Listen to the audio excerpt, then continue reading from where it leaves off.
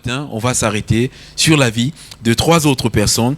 J'aimerais nous inviter à lire dans Luc 1, des versets 5 au verset 15 dans un premier temps, ensuite des versets 23 au verset 32 dans un second temps. Et là, voilà, on va s'arrêter sur ce que le Seigneur a mis sur mon cœur, vraiment une pensée forte. Et vraiment, ma prière, c'est que Dieu puisse nous bénir encore abondamment. Amen. Au travers de cette prière. Luc 1, des versets 5 au verset 15. Du temps d'Hérode, roi de Judée, il y avait un sacrificateur nommé Zacharie de la classe d'Abia. Sa femme était d'entre les fils d'Aaron et s'appelait Élisabeth. Tous deux étaient justes devant Dieu, observant d'une manière irréprochable tous les commandements et toutes les ordonnances du Seigneur. Ils n'avaient point d'enfants parce qu'Élisabeth était stérile, et ils étaient l'un et l'autre avancés en âge. Or, pendant qu'il s'acquittait de ses fonctions devant Dieu, selon le tour de sa classe, il fut appelé par le sort, d'après la règle du sacerdoce, à entrer dans le temple du Seigneur pour offrir le parfum. Toute la multitude du peuple était dehors en prière à l'heure du parfum. Alors un ange du Seigneur apparut à Zacharie et se tint debout à droite de l'autel des parfums. Zacharie fut troublé en le voyant et la frayeur s'empara de lui. Mais l'ange lui dit : « Ne crains point, Zacharie, car ta prière a été exaucée. Ta femme, Élisabeth, t'enfantera un fils, et tu lui donneras le nom de Jean. Il sera pour toi un sujet de joie et d'allégresse. Et plusieurs se réjouiront de sa naissance, car il sera grand devant le Seigneur. Il ne boira ni vin, ni liqueur enivrante, et il sera rempli de l'Esprit Saint dès le ventre de sa mère. » Amen. Et on va continuer au verset 23 jusqu'au 32. Lorsque les jours de service de Zacharie furent écoulés, il s'en alla chez lui. Quelque temps après, Élisabeth, sa femme, devint enceinte. Elle se cacha pendant 5 mois, disant : « C'est la grâce que le Seigneur m'a faite, quand il a jeté les yeux sur moi pour ôter mon opprobre parmi les hommes. » Au 6e mois, l'ange Gabriel fut envoyé par Dieu dans une ville de Galilée, appelée Nazareth, auprès d'une vierge fiancée à un homme de la maison de David, nommé Joseph. Le nom de la vierge était Marie. L'ange entra chez elle et dit : « Je te salue, toi à qui une grâce a été faite. Le Seigneur est avec toi. » Troublée par cette parole, Marie se demandait ce que pouvait signifier une telle salutation. L'ange lui dit : « Ne crains point, Marie, car tu as trouvé grâce devant Dieu. Et voici, tu deviendras enceinte, et tu enfanteras un fils, et tu lui donneras le nom de Jésus. Il sera grand et sera appelé Fils du Très-Haut. Amen. » Que Dieu soit béni. Voilà ces 2 récits. On voit la vie de Zacharie et d'Élisabeth d'un côté, et on voit Marie d'un autre côté. Et dans ce long passage que nous avons lu, il y a 2 versets vraiment que, lorsque j'ai relu cette histoire, il y a 2 versets qui ont attiré mon attention. C'est ce verset 25, lorsque Élisabeth, elle sera enceinte, et elle va dire ceci: « Car c'est la grâce que le Seigneur m'a faite. » Alléluia. C'est la grâce que le Seigneur m'a faite. Et ensuite, on voit l'ange, quand il vient cette fois-ci vers Marie, l'ange dit simplement à Marie : « Je te salue, toi à qui une grâce a été faite. » Amen. Et ces 2 versets, quand j'ai regardé ces 2 versets, il y a simplement un mot qui est venu sur mon cœur: la grâce. Alléluia. Et bien plus, le titre de ce partage: Dieu m'a fait grâce. Amen. Et je veux simplement nous dire ce matin, Dieu veut nous faire grâce. Amen. L'histoire de la naissance de Jésus, Jésus qui vient, c'est Dieu qui veut faire grâce. Amen.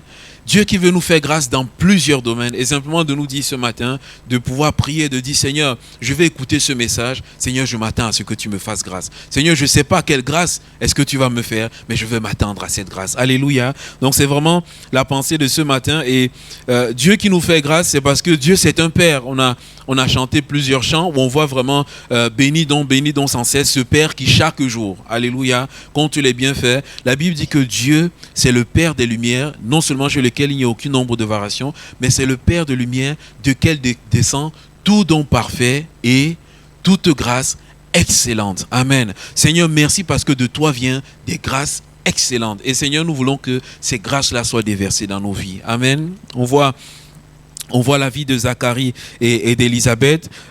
De même que Joseph et Marie, si vous voyez bien, ils ont la même description. C'était des hommes qui étaient justes devant Dieu. Amen. Des hommes et des femmes qui étaient justes devant Dieu. Des hommes et des femmes qui avaient des vies simples. Des hommes et des femmes qui servaient Dieu dans la routine du quotidien. Des hommes et des femmes qui obéissaient aux commandements de Dieu, qui obéissaient à ses ordonnances. Et malgré cela, il y avait une difficulté dans leur vie, comme il peut avoir dans chacune de nos vies. Et la difficulté dans la vie de Zacharie et Élisabeth, elle n'était pas des moindres. Ils attendaient un enfant. Élisabeth était stérile. Ils étaient avancés en âge, la Bible nous le dit.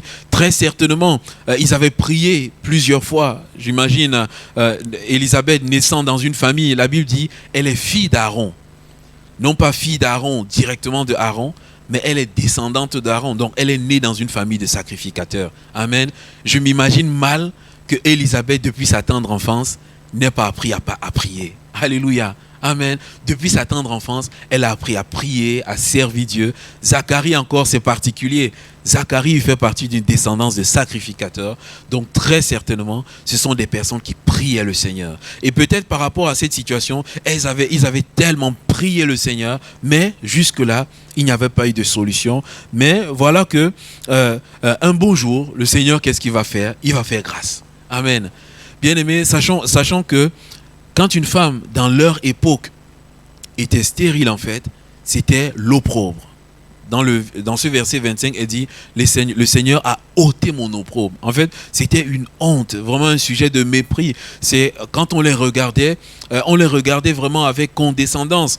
Et de fois, on les accusait même. Et je ne sais pas si vous voyez ici, la Bible précise que c'était Élisabeth qui était stérile.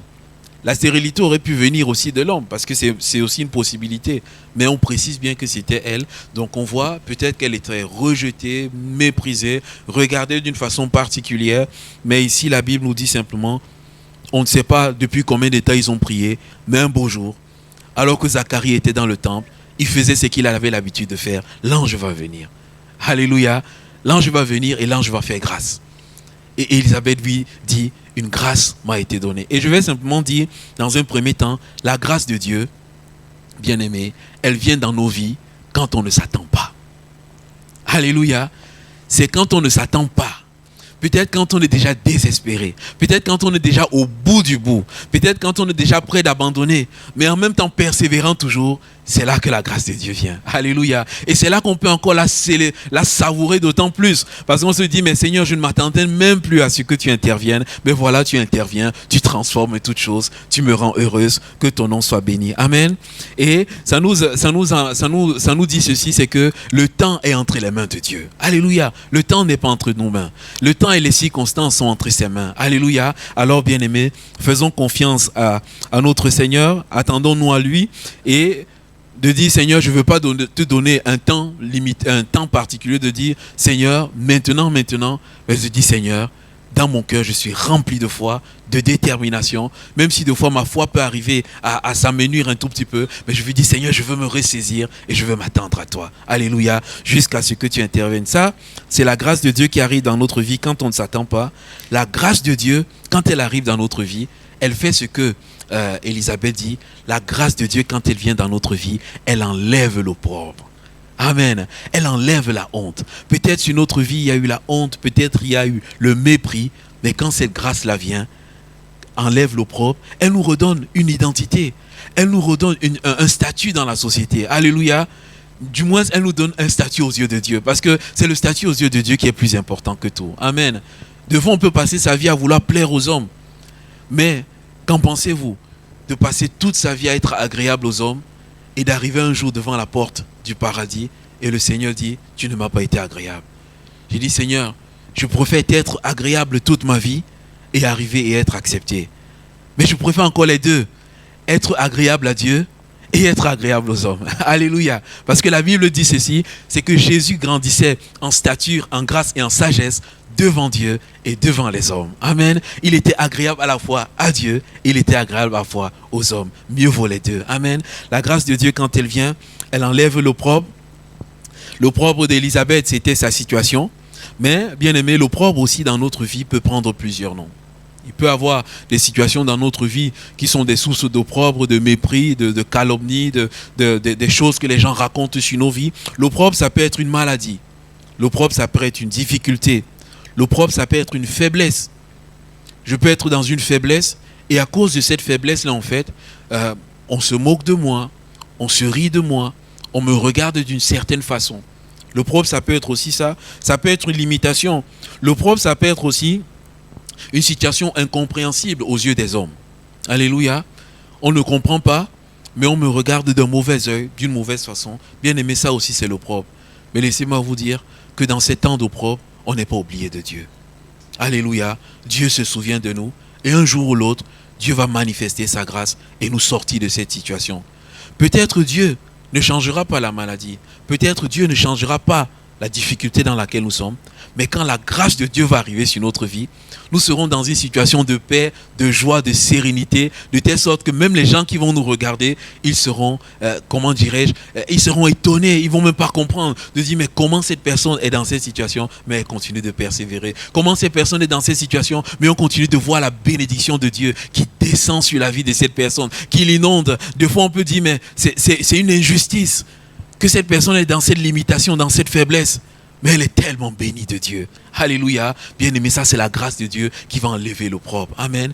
De pouvoir dire oui, je suis dans cette situation, dans un handicap, dans une faiblesse, mais regardez, ma vie est bénie. Alléluia. C'est pas parce qu'il y a la difficulté que la grâce de Dieu n'est pas là. C'est pas parce qu'il y a la difficulté que la bénédiction n'est pas là. Au contraire, Dieu, il envoie sa bénédiction dans ces moments où je suis. Et j'ai simplement mis ce verset, Proverbe 10 et le verset 22, la Bible dit ceci, c'est un verset qui est tellement bien, il dit, c'est la bénédiction de l'Éternel qui enrichit et il ne la fait suivre d'aucun chagrin. C'est la grâce de Dieu, bien-aimé. C'est-à-dire que quand je suis dans la grâce de Dieu, bien-aimé, il n'y a pas de chagrin.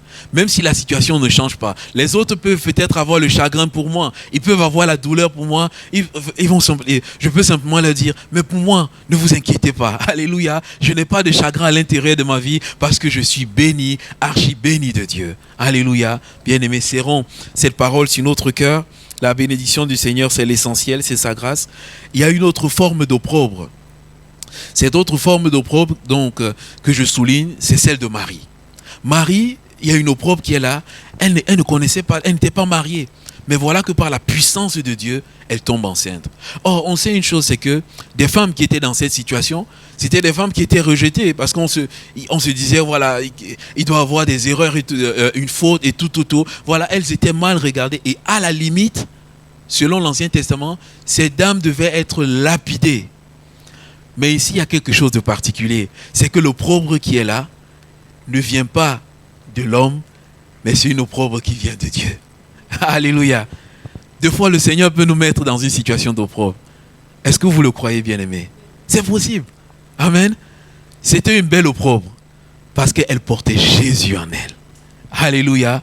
Aux yeux des hommes, en fait, on la regardait avec mépris et toutes ces choses-là. Mais Dieu lui fait une grâce. Jésus vient dans sa vie, Jésus entre dans son cœur, le Saint-Esprit descend sur elle et là il y a la conception miraculeuse. Amen. Donc Dieu savait que Jésus allait venir, la situation de Marie allait être une opprobre, mais au travers de cette situation, Dieu va simplement lui dire, l'enfant qui naîtra de ton sein, c'est pas n'importe quel enfant. Alléluia. Les hommes vont te regarder avec l'opprobre, mais ne te regardent pas avec l'opprobre. Alléluia. Pendant les 9 mois que tu vas passer, ne regarde pas le regard d'opprobre des autres, mais regarde la grâce qui t'a été faite. Regarde la puissance de Dieu qui se manifeste dans ta vie. Regarde cet enfant qui va sortir de ton sein. Amen. Bien-aimé, quand on se rappelle, lorsque Jésus marchait, deux fois, Jésus était tellement magnifique dans son ministère que les mamans qui étaient là, les mamans qui le regardaient, il y a une parole que ces mamans ont dit, « Oh, béni soit le Saint qui t'a porté. » Alléluia. Mais au début, c'était pas ça, bien-aimé. Amen. Au début, quand elle était là, on se disait, mais elle est dans une situation compliquée. Il y avait l'opprobre sur sa vie. Mais plus tard, on dit, béni soit le Saint qui t'a porté. Amen. Parce que ces mamans ont reconnu, mais tu as donné naissance à un fils magnifique. Tu as donné naissance à un fils qui fait du bien à nos cœurs. Tu as donné naissance à un fils qui sauve nos péchés, qui pardonne, qui nous sauve, qui pardonne nos péchés, qui enlève notre opprobre, qui nous guérit, qui guérit nos âmes, qui enlève la peine, la douleur dans nos âmes. Tu as envoyé un fils qui nous ressuscite, qui ressuscite nos enfants. Mais au début, bien-aimé, il y avait l'opprobre. Mais après cela, bien-aimé, Marie est élevée. Amen. Et la Bible dit d'une chose de Marie. Et c'est pourquoi nous avons besoin, lorsqu'il y a une opprobre qui est suscitée par Dieu, mais en même temps, il y a une grâce qui est là, nous avons besoin de faire comme Marie. Toutes les paroles qui étaient dites concernant Jésus, la Bible dit ceci, Marie les gardait dans son cœur. Ah, bien-aimé, ce matin, c'est vrai que nous, on ne prie pas Marie, c'est vrai que nous, on élève pas Marie, mais ce matin, bien-aimé, s'il y a un message que Marie peut, du moins, je ne veux pas dire un message que Marie peut nous donner, pour qu'on ne croit pas que, voilà, c'est Marie, mais un message qu'on peut tirer de la vie de Marie, c'est de garder toutes les choses que Dieu nous donne. Toutes les bénédictions, toutes les paroles, bien-aimés, depuis le jour où je suis converti, même avant que je sois converti, toutes les paroles que Dieu a posées sur ma vie, je vais les garder dans mon cœur et je vais les repasser. Pourquoi? Parce que lorsque il viendra la crucifixion de Jésus, Simeon avait dit, une épée te transpercera le cœur. Lorsque viendra la crucifixion et que tu seras au pied de la croix, bien-aimé, ce sont ces paroles-là qui vont te soutenir. Alléluia. Ce sont tes paroles qui vont te garder. Lorsqu'il sera flagellé, frappé, rejeté, blessé, ce sont ces paroles, je crois, qui ont soutenu Marie. Amen. Bien-aimé, le propre que Dieu peut amener sur permettre sur notre vie, cette propre qui est aussi comme une grâce, j'ai nommé premièrement la nouvelle naissance. Deux fois la nouvelle naissance c'est une grâce de Dieu qui ôte à la fois l'opprobre. Bien sûr, qui ôte l'opprobre du péché, mais quand on est de nouveau, qu'est-ce qui se passe? Des fois, tout autour de nous, la famille peut nous rejeter. La famille peut nous calomnier. La famille peut dire tellement de choses sur nous. Et là, c'est un sujet d'opprobre. On se dit, mais Seigneur, je suis converti. Mais je croyais qu'au travers de ma conversion, il pouvait avoir de la joie, il pouvait avoir de la grâce qui est là. Mais voilà qu'on me rejette. Et à l'opprobre, tu es rejeté. Mais celui qui est en toi est plus grand que celui qui est dans le monde. La vie éternelle que tu as reçue, ce n'est pas simplement sur cette terre, mais c'est le paradis. Alléluia. La garantie, c'est que lorsqu'il y aura les difficultés et les problèmes, tu auras Emmanuel, c'est-à-dire Dieu avec toi, qui sera à tes côtés, qui va t'accompagner, qui va te garder. Si les amis te rejettent, si la famille te rejette, si le monde te rejette, tu as une grâce qui est avec toi, Dieu qui est là et Dieu qui va t'accompagner. Alléluia. Deuxième opprobre, c'est obéir à Dieu. Obéir à Dieu et le servir au lieu de suivre les voies du monde. Cette grâce aussi, quand on est de nouveau, on décide de suivre Dieu, bien aimé, le monde va aussi nous rejeter. Et merci Tony pour le chant qu'on a chanté. Dans ce sens que on ne va plus faire ce que le monde va nous demander de faire. Et justement, Tony nous a donné le témoignage du soudard. Il avait un oncle qui était très riche. Et cet oncle lui dit, rejette Jésus et je te donne toute ma richesse. Il a dit, je préfère te rejeter ta richesse et de suivre Jésus. Bien aimé, lorsqu'on suivra les voies de Dieu et qu'on rejettera les voies du monde, le monde va nous rejeter.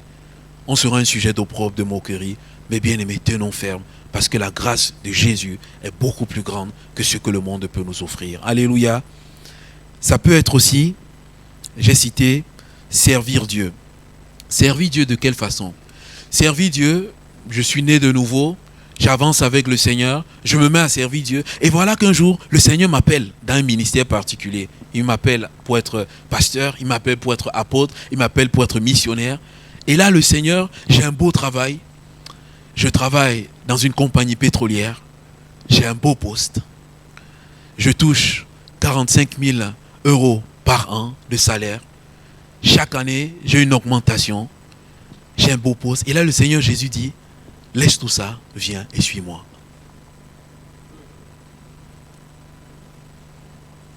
Laisse tout ça, viens et suis-moi. Bien aimé, qu'est-ce qu'on fait? Le pétrole, ça rapporte. Je dis 45 000, mais ceux qui travaillent dans le pétrole, c'est souvent au-dessus. Bien aimé, voilà un sujet d'opprobre. Qui est l'auteur de ce sujet d'opprobre? C'est Dieu. Alléluia. Il dit, laisse tout ce salaire-là, viens et suis-moi. Et là, il y a un combat qui se déclenche dans nos cœurs. Seigneur, qu'est-ce que je fais? Je prie, je jeûne. Est-ce que j'ai vraiment entendu ta voix? Le Seigneur dit, oui, tu as entendu ma voix. Maintenant, dans l'entreprise, comment je vais annoncer à mon chef? Je dis à mon chef, je donne ma démission. Le chef dit, mais pourquoi est-ce que tu démissionnes? Pour être pasteur. Oh là là. Il dit, mais le pasteur, il ne mange pas bien. Il n'a rien. Qu'est-ce que tu fais pour tu laisses les plateformes, tu laisses. Il dit, non. Les collègues, pour le pot de départ, Il dit, mais est-ce que tu as fait le bon choix? Est-ce que tu as bien réfléchi? Est-ce que tu as fait le bon choix? Mais dans notre cas, à un moment donné, on est tiraillé. Quand les collègues disent, mais est-ce que tu as fait le bon choix? Et dans le camp, on dit, mais Seigneur, est-ce que j'ai fait le bon choix? Alléluia. On se pose la question à Dieu, parce que c'est un sujet d'opprobre. Mais bien aimé, c'est une grâce. Parce qu'en devenant pasteur, en devenant missionnaire, en allant travailler en tant que bénévole, des fois ça peut être, pas forcément pour devenir dans les ministères, mais ça peut être que je suis un grand chirurgien et le Seigneur dit, tu vas laisser ton poste de chirurgie, mais tu vas aller à Madagascar, tu vas aller en Afrique, tu vas t'occuper des enfants, tu vas faire l'œuvre là-bas sur place. Tu ne toucheras pas ton salaire, mais ton salaire, ce sera ces enfants qui sont guéris. Ton salaire, ce sera ces enfants qui vont venir à Dieu. Ton salaire, ce sera la destinée des enfants que tu vas changer. Alléluia. Mais ce salaire, c'est un salaire éternel. Et là, quand on s'assoit, on pèse le pour et le contre, on se dit, Seigneur, je serai heureux lorsque je serai dans le ciel.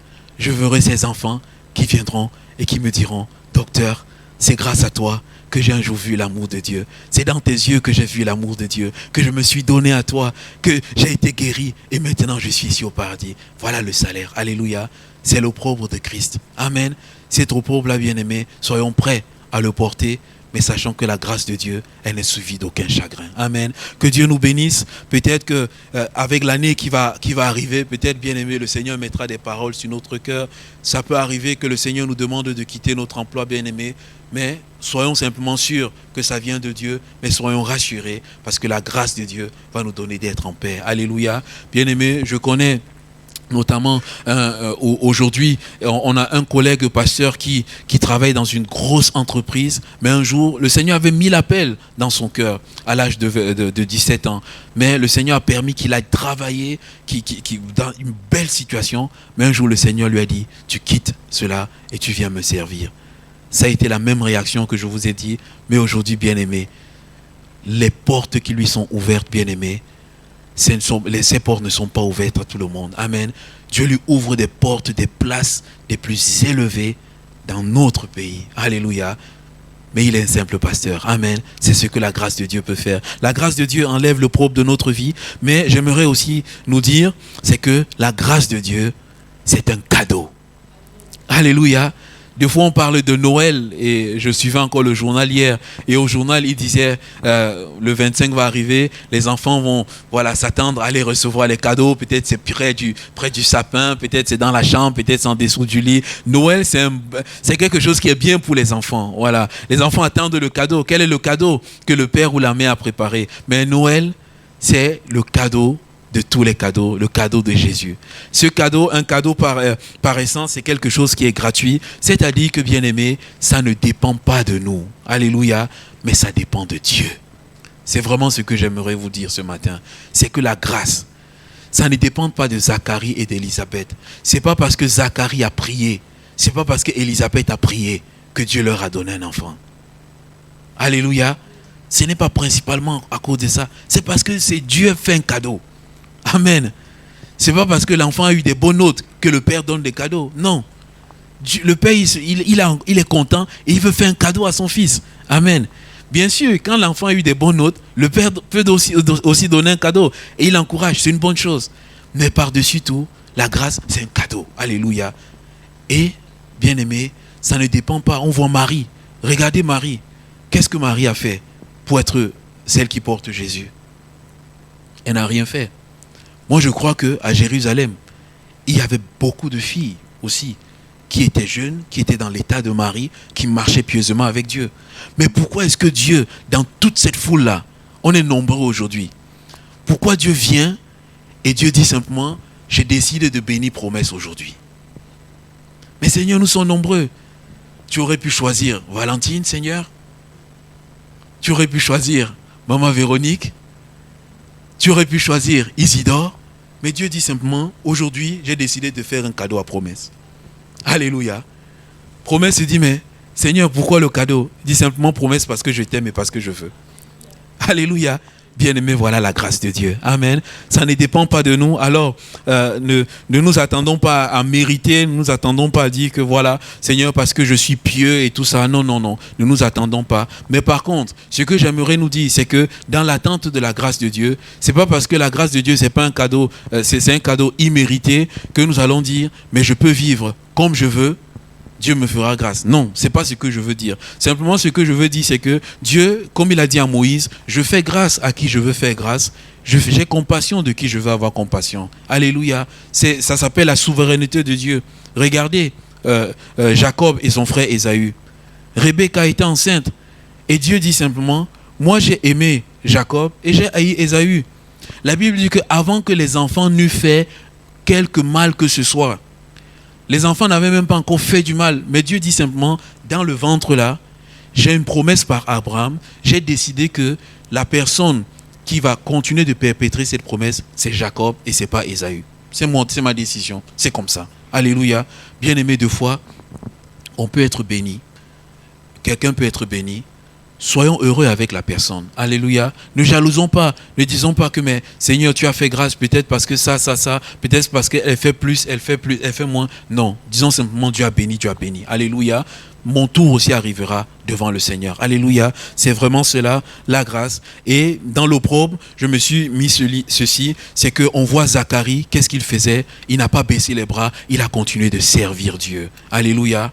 De même que Joseph, on ne nous dit pas les sentiments qu'il a pu avoir, mais Joseph est resté fidèle. Bien-aimé, en attendant la grâce de Dieu dans nos vies, restons fidèles. Alléluia. Restons attachés à Dieu. Continuons de le servir, même si c'est compliqué, c'est difficile.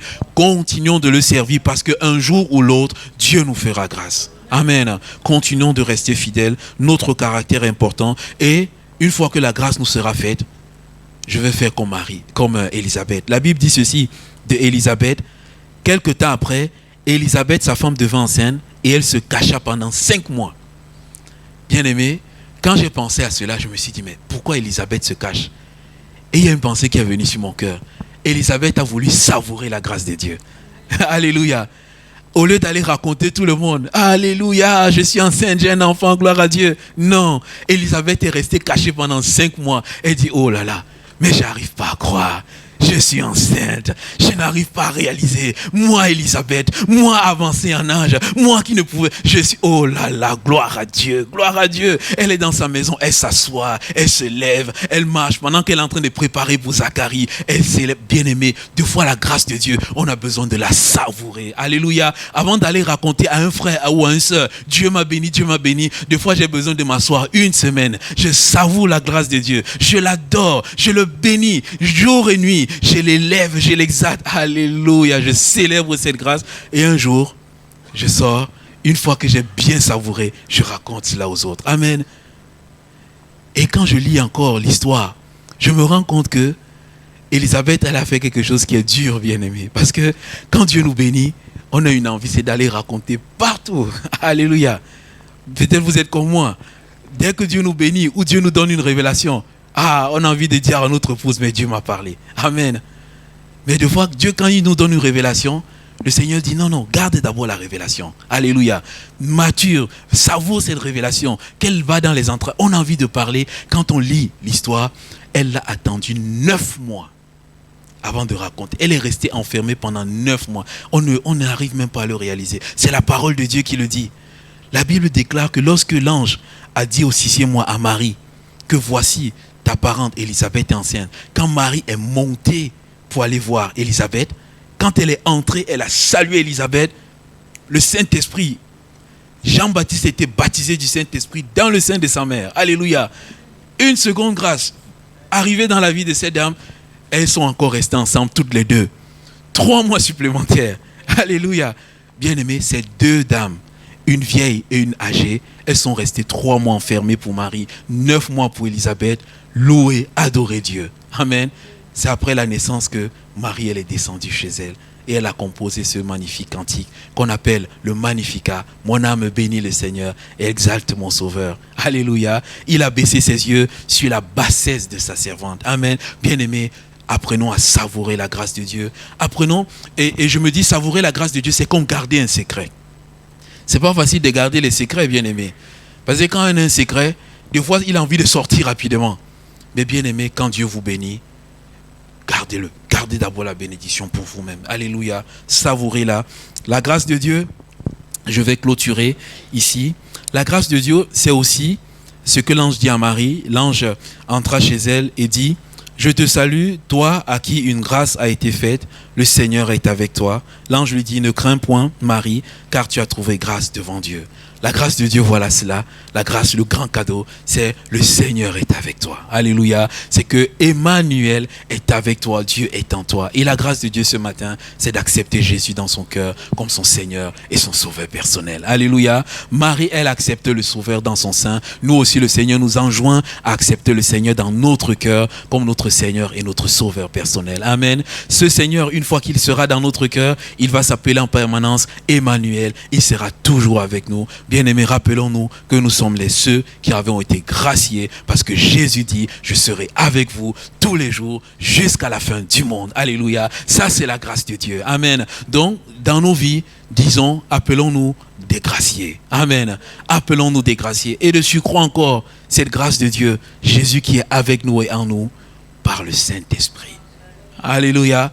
Par le Saint-Esprit, la plénitude du Saint-Esprit. La grâce de Dieu aussi, c'est cette plénitude qui est dans nos vies. Et de dire, Seigneur, remplis-moi en permanence de son Saint-Esprit. Amen. Et que je puisse saisir cette parole. Luc 1 et le verset 37. À Dieu, rien n'est impossible. Alléluia. Ça, c'est la grâce de Dieu. Christ qui est en nous, rien n'est impossible. Christ en nous, l'espérance de la gloire. Alléluia. Christ en nous l'espérance de vivre la gloire de Dieu sur cette terre, mais Christ en nous l'espérance de vivre la gloire de Dieu un jour lorsqu'il y aura les noces de l'agneau. Christ en nous l'espérance lorsqu'il y aura les noces de l'agneau. La Bible nous dit, Christ avec son armée vont venir à Jérusalem, ils vont poser les pieds sur les monts des Oliviers.